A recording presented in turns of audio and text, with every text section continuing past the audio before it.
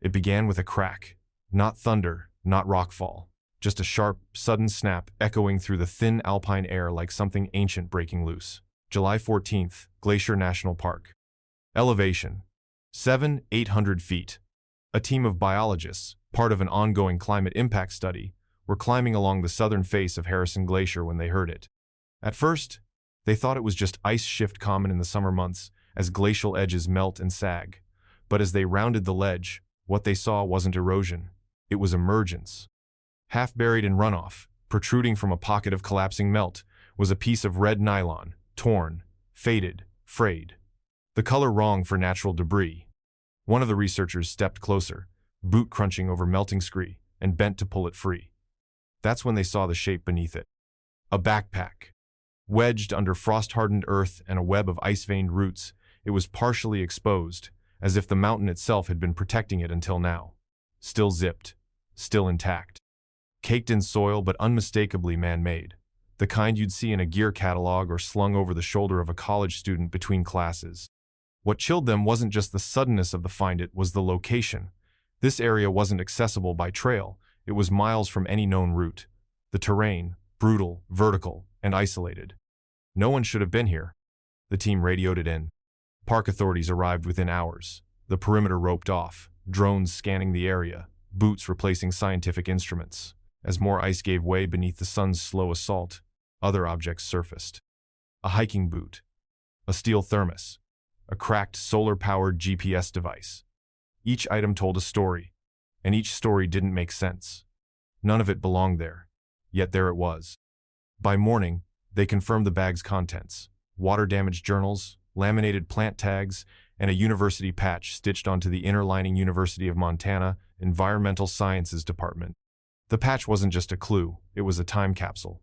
Because 2 years ago, 3 environmental science students vanished during a field expedition in Glacier. No trace, no bodies. Just a date circled on a search grid and 1,000 unanswered questions. Until now. 2 years earlier, the summer of 2021 had been hot. Not just warm, but record-breaking. Snowmelt came early. Rivers swelled. Trails opened before they should have. For Eva Sinclair, Milo Jackson, and Jonah Reed, it was the perfect moment for their fieldwork project. They were bright, determined, and just a little reckless like most 20-somethings on the cusp of becoming something more. They weren't tourists. They were researchers. They had permits, route maps, laminated plant inventories. Ava had arranged it all. Top of her class, always with a clipboard in hand. Milo, the pragmatist, carried the gear and the doubts. Jonah, heart on sleeve, camera always rolling, just wanted to tell stories about disappearing glaciers before they were gone for good. Their plan: a 2-week backpacking route that looped through remote alpine meadows where few had cataloged the impact of receding ice. They'd check in every 3rd day via satellite ping. They had food, emergency beacons, and solid training. Everyone said they'd be fine. They left on June 29th, parking Jonah's Subaru at the Lubeck trailhead. They hiked in together, laughing, waving to a ranger who remembered Ava from a previous trip. That was the last confirmed sighting. 3 days later, a scheduled ping never came. On day 6, the department filed a welfare check. Day 7, a formal search began. Dogs, helicopters, volunteers, nothing. Their trail disappeared in an unmarked valley just past 2 Medicine Ridge. Rangers found a faint fire ring near a stream bed and a cairn made of 4 stacked stones. Nothing else. Their tent, they later discovered, had been left behind deep in the brush, unzipped, gear still inside, no signs of struggle, no weather event to explain a rush departure. A journal entry found months later on a trail junction read only, "Something's not right. Milo says we should move." The handwriting matched Eva's, dated July 20. Then nothing. The forest swallowed them. The park closed the case within 4 months, presumed dead, lost to terrain or weather. But the families never accepted it. Nor did one park ranger who, off the record, said something strange that stuck. "We've lost hikers before. But this one felt like they walked off the edge of the world." And now, something had finally come back. They weren't just names on a missing persons report. Before they vanished, they were ordinary in all the ways that make someone unforgettable. Ava Sinclair was the planner, the spreadsheet maker, the map folder. She highlighted trails, labeled Ziploc bags, and knew how to get burritos warm using only a jet boil and stubborn optimism. Her friends teased her for it, but they depended on her too. With a double major in ecology and environmental policy, Ava believed knowledge was meant to be used in the field. She didn't want a desk job. She wanted to be the one who wrote the guides others followed. Milo Jackson was the skeptic, quiet, sarcastic, and more comfortable behind the lens of a drone than in a conversation. He had a mechanical mind and a deep distrust of nature's unpredictability. While Eva packed field journals, Milo carried bear spray 2 cans. He'd grown up in a Denver suburb, never really fit into crowds, but he had a soft spot for animals and an engineer's obsession with gear. Everything he owned had been modded or optimized. Then there was Jonah Reed. Jonah was the dreamer. Tall, wiry, with sun-bleached hair and a stitched-together backpack he'd bought secondhand and refused to replace. He was majoring in documentary film, taking extra credit for environmental science because, as he put it, if we don't film this stuff now, it'll all melt away before anyone knows it was there. He kept a log of sounds: wind, dripping ice, footfalls, and moss, insisting that silence, real silence, had a texture you could only capture out there. Together, they were the kind of trio you passed on a trail and smiled at without realizing why. Their friendship wasn't loud, but it was tight. Eva brought order, Milo brought caution, Jonah brought wonder. And they all brought ambition. The project had started as a senior thesis, but it had grown into something more. A final summer before graduation, a deep dive into the northern reaches of Glacier, charting glacial retreat by comparing flora species against outdated survey maps. Eva's idea. Jonah would film the process. Milo would map their movement with a custom GPS rig he'd rigged to sync with Eva's plant log. No one expected them to disappear. No one ever does. But 2 years later, those names Ava, Milo, and Jonah echoed down ranger radios with the kind of weight that silence never should. They left early. June 29th. Mist still clung to the valley like a veil. Sunrise had barely crested over the peaks when Jonah's camera clicked on, and Eva's boots crunched down on the gravel lot at Lubeck Trailhead. "You ready to catalog the end of the world?" Jonah had joked, turning the lens on Milo, who rolled his eyes and shouldered his pack. Their route wasn't casual. It had taken months of paperwork, faculty approval, and weather monitoring to secure the permits. The plan: enter from the southeast boundary, hike north through the alpine basins below Mount Stimson, collect flora data on the margins of 5 major glacial runoff zones, and document the condition of those disappearing ice fields. If time allowed, they'd trace a loop through the Nyack, a rarely traveled terrain with no established backcountry campsites. It was ambitious, reckless, some said, but Eva had done the work. They moved with a purpose, stopping to log every shift in ecosystem, each patch of lichen or unexpected bloom marked in her notebook. Jonah filmed everything: plants, footprints, sunshafts hitting melted ice pockets. He narrated clips like a nature show host, equal parts comedy and melancholy. "This is what the world looked like before it dried up," he said, pointing the camera at a melt-fed stream. "And this is us trying to remember it." Milo tracked elevation gain, kept them on schedule, and muttered about strange compass anomalies near Nyack Creek, just enough to earn a playful eye roll from Eva, who dismissed it as magnetic interference. By July honest, they were beyond signal range. No cell towers, no check-ins, just their satellite beacon, set to ping every 3 days. They camped in meadows no one had photographed in decades, beneath mountains barely touched by trail shoes. The night skies were cold, raw, endless. Eva wrote, "Moss blooming on ancient stone.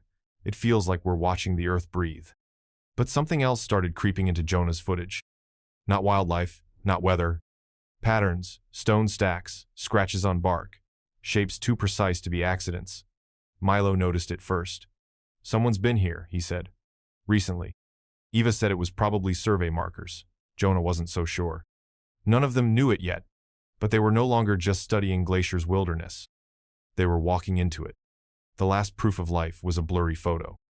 Posted at 8:14 p.m. on July honest to Jonah's private Instagram story, 3 silhouetted figures standing near a snowmelt pond, their reflections distorted in the rippling water. The caption read, "Nature doesn't whisper, it hums."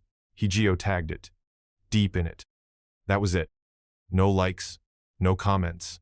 By the time anyone saw it, they were already gone. Earlier that afternoon, Eva had sent a satellite text to her professor.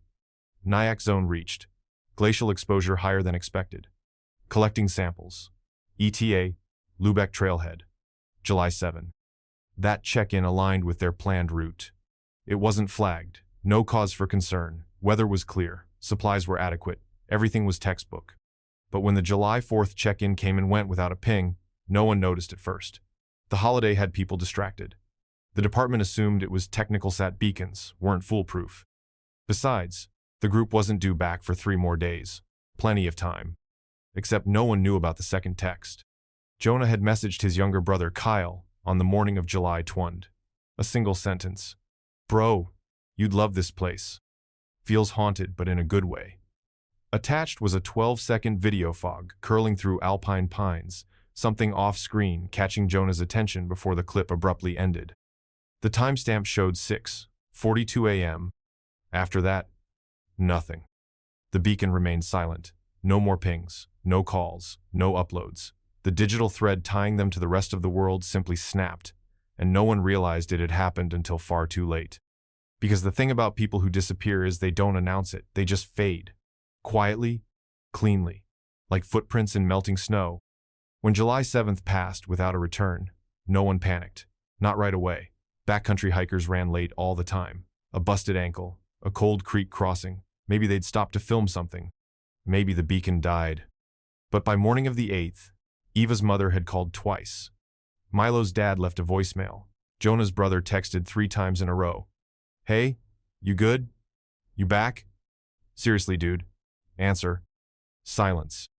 It was Eva's professor who made the call. By noon, the Park Service had opened a file. Rangers hiked to the Lubeck trailhead. The car was still there, unmoved, dust on the windshield, empty snack wrappers on the passenger seat, a travel mug half full of what used to be coffee. Jonah's jacket still stuffed into the back seat. The odometer hadn't ticked since June 29th. Then the calls went out. Faculty, friends, family. And slowly that creeping nausea began to settle across everyone who knew them. A kind of low-grade panic that rises not from chaos but from absence. No signal, no trace, not even a false alarm. Search and rescue was deployed by the morning of the 9th. They started with the most logical paths, the eastern ridgeline, the upper trail loop, the pass where they'd planned to catalog meltwater flow. Nothing, no fire rings, no footprints, not even broken branches. Helicopters scanned the Nyack region. Drones were grounded due to wind shear. Dogs caught no scent, just endless alpine silence. By the end of day 3, the tone had shifted. Nobody said it out loud, but the language changed.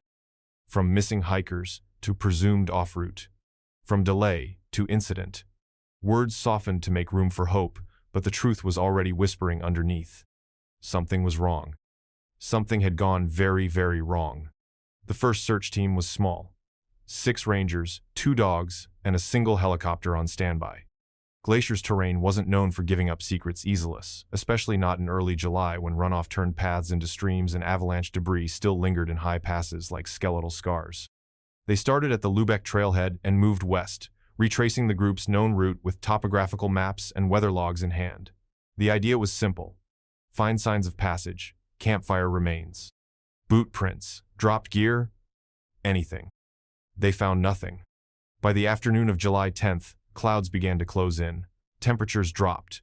Rain swept in sideways, turning trails to sludge. The helicopter flew 1 loop before grounding for safety. Trees dripped endlessly. Sound was muted. Visibility dropped below 300 feet. The Rangers pressed on. They made it to the alpine meadows below Mount Stimson by evening and discovered what looked like a used fire ring charred rocks, a few scorched pine needles, but no clear evidence of when it had been used. They flagged it, logged coordinates, and moved on. Next to a glacial runoff stream, they found a cairn 3 stones, stacked precisely. Too intentional to ignore. But the area was too exposed to yield prints or scent. Even the dogs seemed confused, noses twitching toward nothing. They searched until light failed. The next morning, a new team arrived. More dogs, more rangers, a thermal drone that struggled to distinguish rocks from heat signatures in the uneven terrain. Every lead turned to dust. Tracks faded into shadow. Hopes eroded as quickly as the snow. By day 4, the term weather delay was official. The rain didn't stop, the cold crept in, and the forest gave nothing back. Just silence. News broke quietly at first, just a blip on local broadcasts. 3 student researchers missing in Glacier National Park. A search was underway, no reason for alarm. But once the names were released, the story grew legs. Eva's academic accolades, Milo's science fair win at age 15, Jonah's short film on glacial erosion that had once gone semi-viral on TikTok. The internet noticed. By July 12th, hashtags started trending. Glacier 3, where are they? Eva, Milo, Jonah. Reddit threads bloomed with satellite map analysis, hiker theories, even drone flight paths. Podcasts speculated everything from mountain lions to cryptids. One YouTube video claimed the group had entered a vortex zone linked to indigenous legends. The comment section exploded. Theories multiplied. Some were rational. A misstep, a fall, a river crossing gone bad. Others weren't. A kidnapping ring operating out of forest camps. A survivalist cult luring outsiders. One post claimed the group had discovered something they weren't supposed to: classified land use patterns near military airspace. It gained thousands of likes. Zero evidence. Most people just wanted answers. The parents gave interviews, tearful, poised. Eva's mother clutching her daughter's field journal in a Ziploc bag. Jonah's brother holding up his phone to play the last voicemail Jonah ever left. Laughter, wind, then, "I think we're the only people on this mountain, and I love it." But not everyone was convinced it was a tragedy. Some believed they'd left on purpose. A popular true crime blogger wrote, "3 smart, capable people, no sign of distress. What if they didn't get lost? What if they just wanted out?" It wasn't impossible, but it didn't feel right. Eva wouldn't abandon her data, Milo wouldn't leave gear behind, and Jonah, he wouldn't walk away without filming the story. No matter how you looked at it, something didn't add up. And beneath every theory, every headline, every comment, the forest kept its secret. It was a fluke. A week into the search, a ranger named Elise Trujillo, scanning drone footage frame by frame, spotted something: a pale flash of nylon in a shaded clearing, 3 miles east of their projected route. It didn't match any registered campsite. No visible trail led in or out. They dispatched a team at dawn. It took nearly 6 hours to reach the location on foot, hacking through underbrush slick with rain and still heavy with early snowmelt. When they arrived, the forest parted just enough to reveal what they'd seen from the air. A tent, standard issue, 2-person, REI branded. One side partially collapsed from a fallen branch. The flap was open, not torn zipped. Inside, gear was neatly arranged: sleeping bags, 2 closed journals, a Jetboil stove, a few granola wrappers, an unopened bag of freeze-dried lentils. One of Jonah's camera batteries sat charging via a small solar panel draped over a rock. A half-played game of cards was splayed between 2 stuff sacks. There were no signs of panic, no struggle, no blood, no scattered gear. Everything looked paused. Eva's annotated field journal was still there, tucked carefully into her pack. The last entry was dated July 20. It listed flora types, followed by a single line: "Milo heard something last night. Not sure if animal or not. Can't sleep." There were 3 sets of footprints around the tent. They led out, then vanished into soft moss and dry pine needles. No prints returned. A water bottle lay 30 feet from the tent, capped. A pair of trekking poles rested against a log. The air was quiet. Still. Too still. The rangers stood for a long time before speaking, because nothing about it felt abandoned. It felt interrupted. 2 weeks. That's how long the official search lasted. Over 120 personnel rotated in and out: rangers, SAR volunteers, helicopter teams, scent dogs, thermal drones. They scanned miles of ridgeline, combed valley washes, and circled the Nyack region in ever-widening loops. Every theory was tested, every lead a dead end. The tent became the focal point, the axis around which speculation spun. Some believed they'd left voluntarily, caught in a storm, gone to find help, disoriented, then lost. Others pointed to Jonah's video, that pause before it cut off. Something had startled him. But with no evidence of foul play and no bodies, the Park Service made its determination. Presumed dead. Cause: misadventure. The families were notified. Quietly. Off camera. In living rooms with drapes drawn and coffee gone cold. A press release followed. After exhaustive efforts, search teams have been unable to locate the missing hikers. Based on available data, terrain conditions, and time since last contact, we believe continued search operations are no longer viable. That was it. No ceremony, no further action. The subreddit went silent. Hashtags stopped trending. Media moved on to the next storm, the next wildfire, the next tragedy. But grief doesn't trend, and the forest never explained itself. Ava's father drove to the trailhead and sat in Jonah's Subaru for 2 hours before driving back home. Milo's mother wrote a letter to Glacier National Park asking if she could place a plaque near the clearing where the tent had been found. She never got a reply. And Jonah's brother Kyle, he kept Jonah's voicemail saved in 3 different folders, just in case. For a while, it seemed like the story had ended. But it hadn't. Because 2 years later, when the ice began to melt and the glacier started to shift, it spoke. Time moved on. Headlines faded. But grief doesn't follow the news cycle. Every summer, like clockwork, the families returned. Not all at once and ever as a group, but one by one. They hiked to the clearing where the tent had been found. A tradition. A protest. A prayer. Eva's parents came first, the July after the search was called off. Her mother packed the field journal the rangers had recovered, wrapped in plastic and already worn at the corners from rereading. They left a pressed alpine aster beside the cairn. Milo's dad followed the next year. He wasn't the hiking type, wore new boots that blistered him by mile 5, but he pushed through. At the site, he left one of Milo's compass keychains on a low branch, the silver already tarnishing in the alpine air. Jonah's brother Kyle came every year, alone. Each time, he brought a new disposable camera and left it inside a dry bag beneath a marked rock. "Just in case," he said. "If they're still out there, if someone else finds it, I want them to know we're still looking." None of them spoke much anymore. They passed each other on the trail, nodded, maybe exchanged a word or two, but mostly they walked in silence, through the wind-stunned meadows. Past tree trunks still blackened from old lightning scars. They said little because there was nothing left to say. Only to remember. It became a kind of ritual. Quiet resistance against forgetting. Against the idea that Ava, Milo, and Jonah had simply vanished, and that was the end of it. Because you don't stop grieving just because someone says the search is over. Especially when the forest never said goodbye. In the months leading up to their disappearance, Eva had been obsessed with one thing: the data. Specifically, the speed at which Glacier's alpine ice was vanishing. It wasn't theory anymore. It was observable, measurable, terrifying. Her thesis had focused on flora migration, how plant species were climbing higher, faster, following the disappearing snow lines. She'd talked about it constantly. Jonah had been just as passionate, only instead of logging samples, he wanted to capture it on film, a death record for frozen giants, he called it. He imagined a documentary stitched from aerial drone footage and whispered voiceovers, not to depress people, but to wake them up. Even Milo had come around. His GPS rig had been custom-coded to trace precise elevation changes, sync with Eva's plant logs, and cross-reference archived maps. It was brilliant.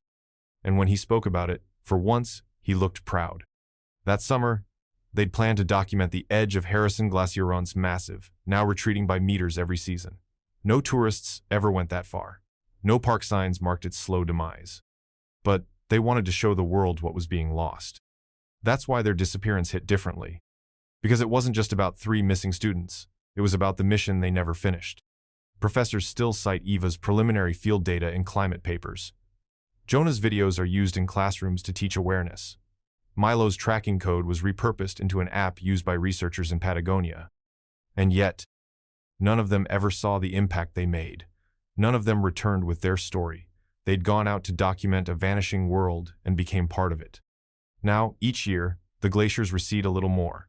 The meadows bloom earlier, and 3 names linger in footnotes and dedications like ghost echoes of the warning they tried to deliver. They were right. The glacier was dying. But no one knew that it would eventually speak back. Eva always kept 2 journals. One was academic clean, structured, full of neat sketches and Latin names underlined twice. That's the one they found in her pack. Pages slightly warped from weather, but still legible. It ended on July 20 with a note about glacial runoff and a mention that Milo hadn't slept well. But there was another.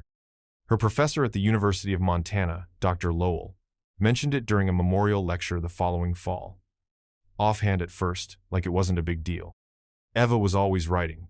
She kept a personal log too, a kind of narrative journal, her version of things. She said it helped her remember why the science mattered. When asked if it had been recovered, Dr. Lowell paused. "No, not that one. The field team had searched every item in the tent, every dry bag, every pocket. Jonah's memory cards were accounted for. Milo's annotated maps were soaked but readable. Eva's primary journal had been zipped inside a mesh pouch in her hiking pack, but there was no trace of a second notebook. Some people think she left it somewhere intentionally, that it's still out there, water-damaged and buried under pine needles, waiting to be found. Others believe it was taken, that whatever happened between July 20 and their disappearance, she documented it. And someone or something made sure that story never came home. Dr. Lowell never spoke about it again. And the journal? It remains one more ghost, folded into the silence of Glacier. A year after the disappearance, in late August, a solo backpacker named Dennis Harmon wandered into a ranger station near Bowman Lake. Mid-50s, retired, ex-Army, he'd been hiking an unmarked loop between the Quartz Lakes and Upper Ridge Country. Nothing unusual, until he sat down and started talking. Said he saw something, or someone. 3 figures, he claimed, near a ravine above Pocket Creek, way off any marked trail. Too far in for day hikers, he said. Didn't look like they were moving with a purpose, just standing there. One of them waved, I waved back, then they were gone. He didn't think much of it until he saw a missing persons flyer at the station. The Glacier 3. Their faces, water-streaked and sun-faded, pinned to a corkboard next to a fire danger rating. He pointed to the photos. It could have been them, looked like them. The Rangers logged his statement, thanked him, and marked it down as a probable mistake. Heat stroke, mirage, misidentification. It was easy to dismiss. His GPS log was inconclusive, no photos, no proof. And after all, he'd just hiked 16 miles solo through rough terrain.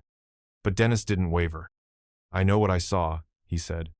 The report was buried in the file, another maybe in a sea of maybes. But in certain corners among amateur sleuths and late-night Reddit threadsheets, story stuck. 3 figures, silent, still. One waved. And then, gone. In October 2021, 3 months after the search was officially called off, a remote wildlife camera triggered at 9:12 p.m. in a place it shouldn't have. The device had been strapped to a white bark pine near Sky Rim Pass, elevation 100 feet, placed by a biologist studying nocturnal movements of wolverines. The location was brutal, wind-blasted, treacherous, far beyond human access without serious gear. The camera had been set months earlier and forgotten, left to do its work in isolation. When the SD card was finally retrieved in early November, the researcher expected the usual: snow hares, the odd mountain goat, maybe a blurry shot of antlers disappearing into fog. What he didn't expect was the final frame. Blurred, night vision monochrome, but clear enough. A figure. Bipedal, upright, slight frame, mid-stride. The timestamp placed it nearly 4 months after the Glacier 3 had gone missing. The Park Service was contacted immediately. They analyzed the photo, reviewed metadata, compared it to known hiker logs. No one was scheduled in that area. No tracks had been reported. No campsites were documented. And the elevation, the sheer remoteness, meant that even skilled climbers wouldn't attempt it casually.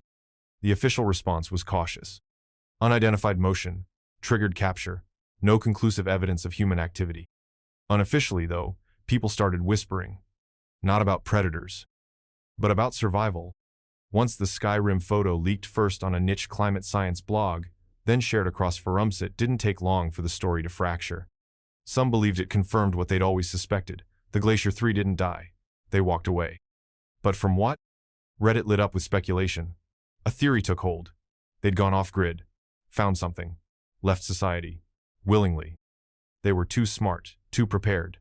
You don't vanish that cleanly unless you mean to. Other posts went darker. One thread claimed Eva had been communicating with an online community focused on ecological collapse people who believed civilization was beyond saving and planned to rewild themselves. Another swore Jonah had been seen in Missoula under a new name, barefoot and handing out flyers about the forest being alive. There was no proof, of course, just stories, shadows and photos, guilt-ridden guesses. Then came the cult rumors. A blog called Into the Hollow published a confession from a man who claimed to have lived in an off-grid commune somewhere east of the park. He described 3 strangers arriving in early July, 2 men and a woman, quiet, shaken, claiming they'd escaped something ancient. He said they stayed 3 nights, then vanished again. His post ended with, "They said the trees don't forget, that's why they had to keep moving." The account was deleted 2 days later. Skeptics rolled their eyes. Survivors of wilderness disappearances were rare and never this clean. No verified sightings, no credit card activity, no traceable comms. And yet, whispers lingered. Because part of you wanted it to be true. That they were still out there. That the forest hadn't taken them. They'd chosen to stay. By the summer of 2023, the world had changed. Glaciers were shrinking faster than anyone predicted. Rivers ran hotter. Snowpack vanished weeks early. What was once a 50-year forecast had arrived in less than 5. Glacier National Park, once crowned with 150 active glaciers, now held fewer than 2 dozen.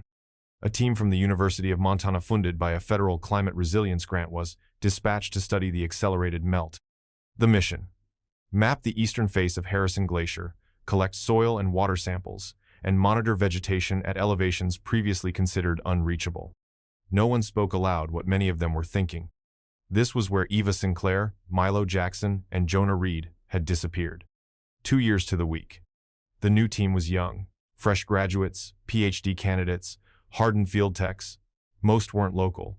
Most didn't recognize the names. But the lead researcher, Dr. Hayden Wells, remembered. He had taught Eva once. Briefly. Her handwriting had shown up in footnotes of papers still cited in peer-reviewed journals. He didn't mention it to the group, but he brought an extra satellite phone, just in case. They hiked in the first week of July, retracing paths that were easier now because the ice was gone. What had once been treacherous, glacial terrain had softened, melted, and receded. What had once buried secrets beneath layers of ancient ice was now bare, sun-struck rock and loose sediment. No one said it, but everyone felt it. The mountain was revealing something. The shift wasn't subtle. The entire southeastern face of Harrison Glacier had retreated more than 80 meters since 2021. Ice that had once clung like armor to the ridges was now fractured, thin, translucent in places. Beneath it, something entirely different had emerged. Boulder fields, melt tunnels, sinkholes, a topography so alien it wasn't even mapped. As the team ascended, they noted strange growth lichen blooming in symmetrical clusters, moss spreading across slate-like script. The air was oddly still, and the temperature several degrees warmer than predicted. Equipment registered inconsistencies. Drones drifted off course. Then someone spotted it. A depression in the snow. Not new but old. A sag where runoff had formed a basin now half-drained. In the center, exposed rock, soft soil, and something bright protruding. Red. It took 2 of them to pull it free a torn backpack strap, weather-worn but unmistakable. It was stitched with the University of Montana's logo. Dr. Wells called it in. Within 24 hours, the area was cordoned off. Rangers, forensic teams, and geologists arrived. The melt had exposed a corridor no one had seen in decades, possibly ever. A series of ice pockets collapsed over time, forming a natural funnel, a kind of glacial graveyard where debris and runoff converged. And now it was open. And the mountain was still melting. Each hour exposed more. Rocks shifted, shadows moved. Something was buried beneath the ice. And it was starting to rise. It wasn't dramatic. There was no gasp, no scream, just a quiet moment when one of the grad students, Samir Patel, knelt down at the edge of a melt pool and brushed away a thin sheet of ice.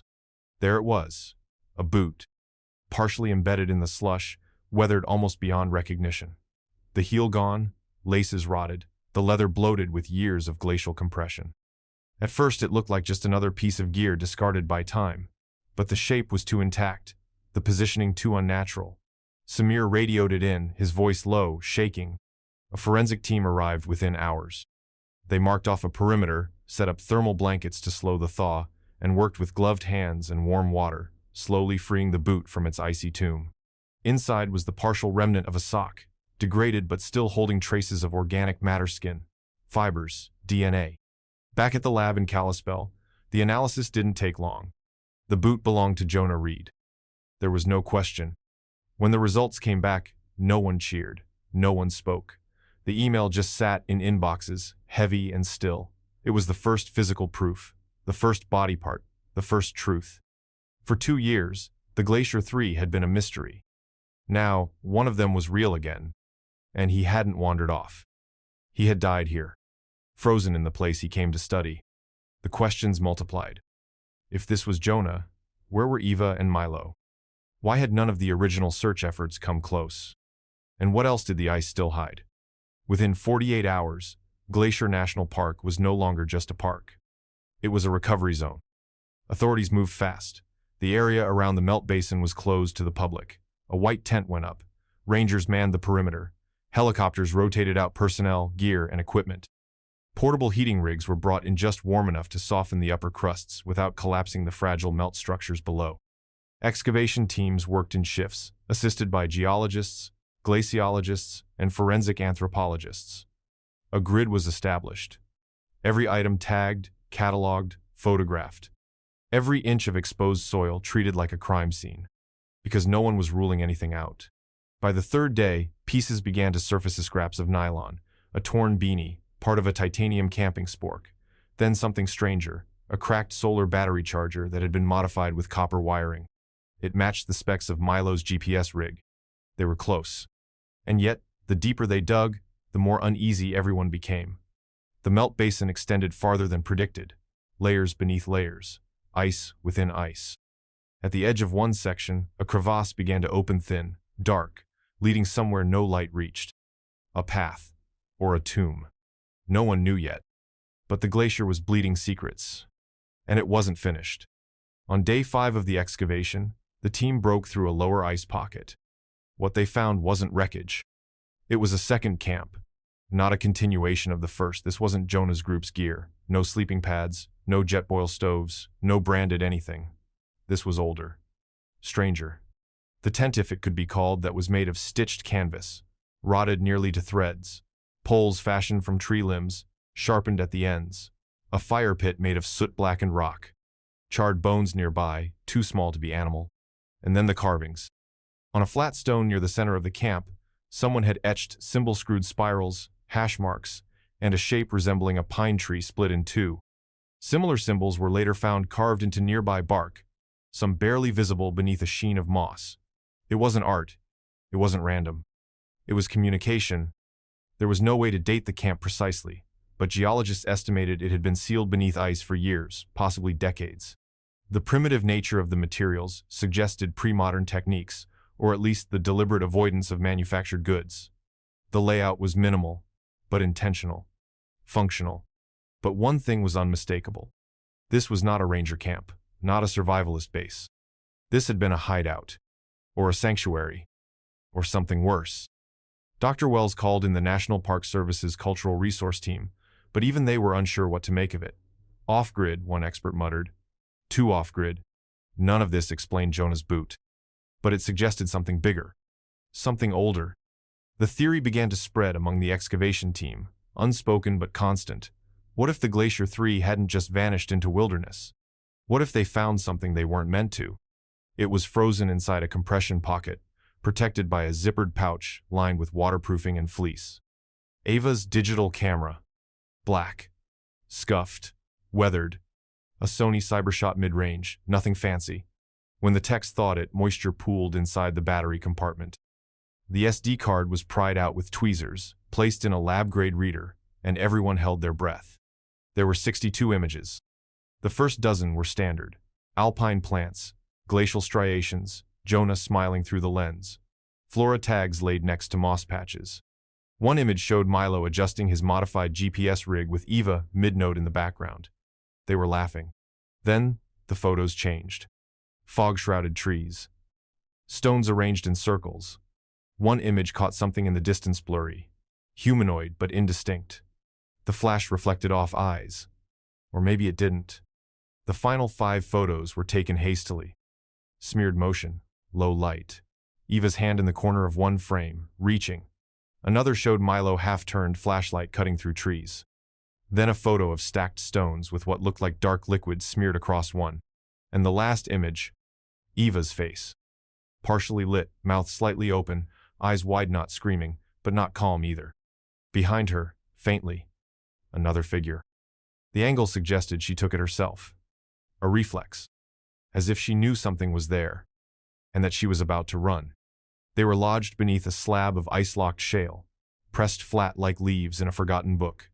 A Ziploc bag, torn along one side, barely intact. Inside, 9 crumpled, water-warped pages, handwritten, Eva's script-tight, precise, and slowly unraveling. The first entries were clinical: species counts, temperature shifts, soil composition.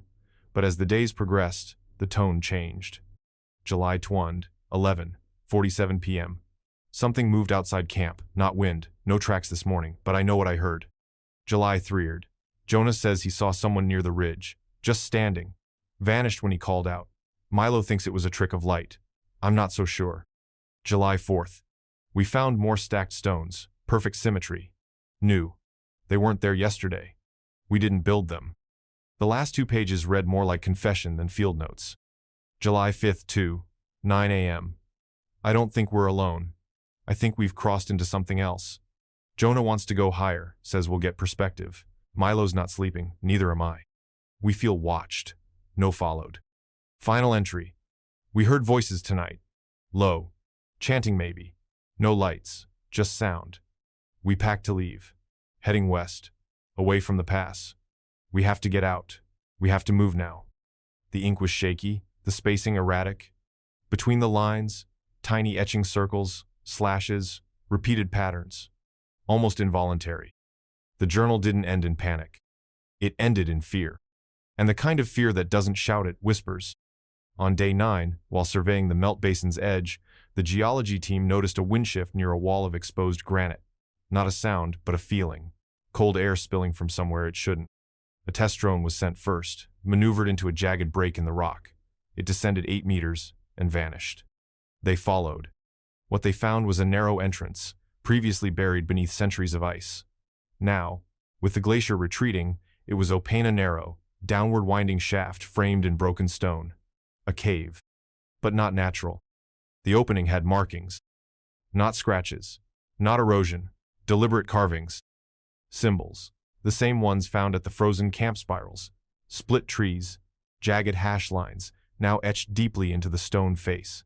Some filled with soot, others worn smooth, like they'd been touched. Repeatedly. The team halted exploration. Officials marked it structurally unstable. But that wasn't the real reason. No one said it aloud, but none of them wanted to be the first to go in. It didn't feel empty. One ranger later whispered, it wasn't a trailhead. It was an invitation. They set up motion sensors at the entrance. 2 nights later, the sensor tripped. But no one came out. They entered the cave on the morning of July 18th. Not all of them, just a small team, 2 forensic specialists, 1 ranger, 1 glaciologist, and a park medic. The descent was narrow at first, then widened into a vaulted chamber beneath layers of ancient ice. Walls glistened with moisture. Everything echoed the crunch of boots, the drip of meltwater, the breath they didn't realize they were holding. It was 36 degrees inside. And then, they saw it. Near the far wall, half encased in ice, but unmistakably human. A skeletal figure, hunched, knees drawn up, arms wrapped tight around someone smaller. A second skeleton. The embrace was protective, desperate, like they'd died clinging to each other. Their clothing was tattered but still partially intact. The larger skeleton wore a dark fleece with remnants of red thread Jonah's jacket. The smaller frame wore field pants, shredded at the hem. A necklace with a copper pendant lay twisted between exposed ribs. The initials ES, faintly engraved on the back. Eva. The bodies were fused by ice and time, but still close enough to whisper a story. They had made it this far. Together, into the cave, into the dark. A final shelter. Or a final mistake. Jonah's head was tilted back, jaw slack, as if frozen mid-breath. Eva's arms were drawn in, spine curved inward. Her fingers clutched Jonah's torn jacket like it could still save them. There was no blood. No trauma. Just cold. And whatever chased them here. Outside the cave, wind stirred the trees with uneasy rhythm. Inside, silence. The excavation was meticulous. Every bone, every fiber, every button was logged and removed. DNA confirmed what they already feared. Eva Sinclair and Jonah Reed. But there was no trace of Milo Jackson. Not a bone, not a tooth, not a scrap of clothing or gear.